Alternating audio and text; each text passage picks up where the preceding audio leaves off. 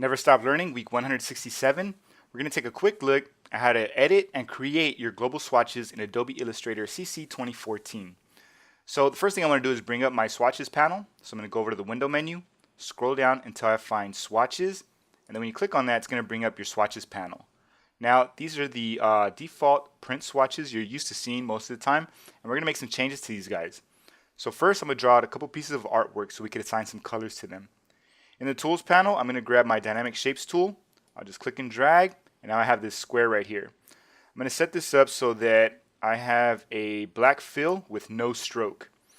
Alright, with my Selection tool, I'm going to hover over this guy, hold down the Option key, click and drag, and that's going to create a copy of it right over here. Now, Illustrator remembers that I made a copy and the distance, so if I hit Command D to duplicate that action, you see it makes copies of these guys all along here with the same gap and everything. Alright, great. So what I want to do now is create a new swatch, turn it into a global swatch, and actually assign it to some of these objects. So I'm going to select a couple of these guys. I'll grab 1, hold down the Shift key, 2, and 3. So we have 1, 2, 3 objects selected, and then we have 1, 2 other objects that have not been selected. Back over here in the swatches panel, it's showing you that this is the black swatch we're using, but what I want to do is create a new swatch. So I'll click on this new swatch feature here, and that's going to bring up the new swatch window. Alright, I'm going to change the name of this guy. I'll change it over to global. And just tab on down. I'm going to leave it set to process color, but I'm going to click on this global little checkbox here, and that's all you got to do to turn it into a global swatch. Now, I'm not going to make any edits to this just yet. I'm going to click OK, and all we've done is we've created a new swatch. It's a global swatch, and we assigned it to these 3 shapes. Now, this swatch looks a little bit different. If you notice, it has a little bit of a chamfer right here in the bottom right corner of it, and we have this black one next to it that's just a complete black square. Whenever you see this little white chamfered edge, that's a, it's a global swatch, and if you had this chamfered edge with a black dot in it, then that would be a Pantone swatch, and we'll get into that some other day. Alright, so what is the big deal about these global swatches? Well, I'll show you. I actually just deselected my artwork. Over here in the Appearance panel, it's showing you that we have no selection currently. So I'm going to double click on this global swatch we just created, and that's going to allow me to make some edits to this guy. Now, so I can see what I'm doing, I'm going to click on this preview button. And now let's come over here, and I just want to turn these guys green. So I'll click and drag, and when I release, you see it's updated. I'll do that again. I'll click and drag, and when I release, you see the change has been made to these objects here, even though I didn't have them selected. I'll click OK. So what's going on is this global swatch is applied to these 3 shapes. So anytime I change the color in this swatch, these objects are going to be updated. Alright, so conversely, if we take a look at these shapes over here, you see that they have this black regular swatch applied to them. Same with this guy here.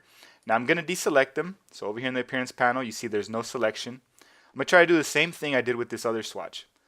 I'll double click on this guy, click on Preview, and if I bring this red value all the way up, you see there's no change over here on these objects.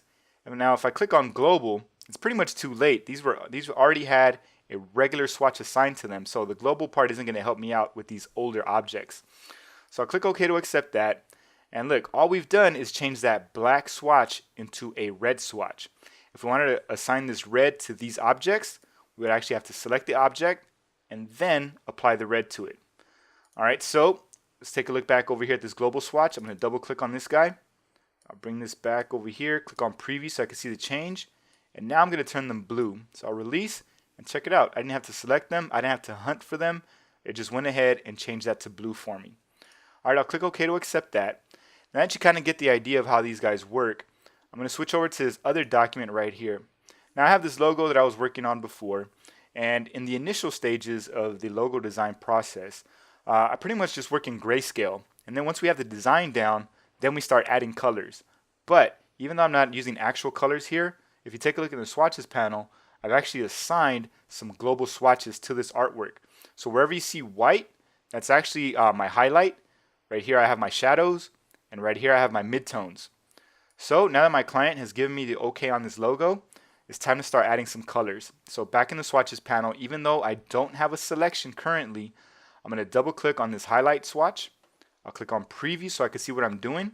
Now I'm going to change it to yellow. I'll bring this guy up a little bit, click OK. Now anything that was white is now yellow because it had that white global swatch applied to it. I don't have to go around and look for this white stroke, or this one right here. It just went ahead and found them all for me. Alright, so now let's do this with the midtones. I'm going to double click on this guy, click on preview, and now I just want to bring the greens up a little bit. Alright, so now that I got this light green going, I'll click OK. And next, I'm going to swap out this shadow one right here. So I'm going to click on preview.